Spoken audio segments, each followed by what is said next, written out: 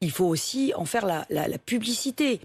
Moi, je suis prête, par exemple, dans les RER, dans les métros, qui passent à Saint-Denis, à dire... Il y a ici un vaccinodrome, venez On est faire trop vacciner. passif. Il n'y a pas assez d'action. On ne communique pas suffisamment. Il faut aller autour chercher de la les Français et il faut aller les convaincre de se faire vacciner. Seine-Saint-Denis, on n'a pas très envie.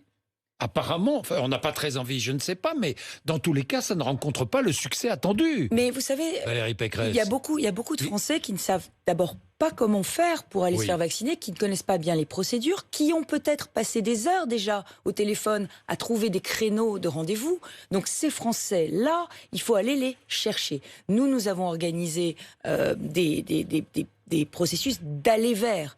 Aller vers les personnes pour leur dire « venez vous faire vacciner ». Les transports à la demande en Ile-de-France, dans le milieu rural, aujourd'hui, sont gratuits pour pouvoir amener les personnes qui habitent, les habitants des villages, pour pouvoir les amener dans les villes qui procèdent à la vaccination. Est-ce qu'il n'y a pas un risque aujourd'hui? Les Français ont envie de choisir leur vaccin.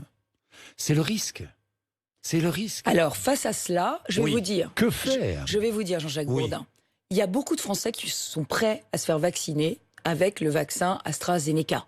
Il y en a plein. Donc si on s'aperçoit que les personnes prioritaires, c'est trop restrictif et qu'on n'arrive pas et qu'on reste avec des doses, il faut se fixer un principe simple.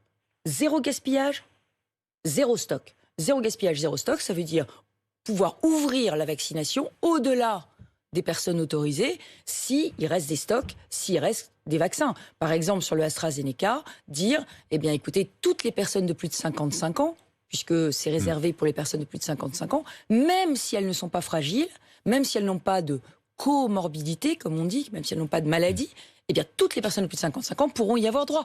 Et vous verrez petit à petit que nous irons vers l'immunité collective, parce que c'est ça le but. Mais il faut qu'il y ait 0 stock et 0 gaspillage. Le maire de Cannes, David Lisnard, l'a fait. Quand il avait des doses en trop, il a vacciné tous ceux qui passaient à proximité, qui étaient prêts à se faire vacciner. Je crois qu'il faut qu'on soit très pragmatique.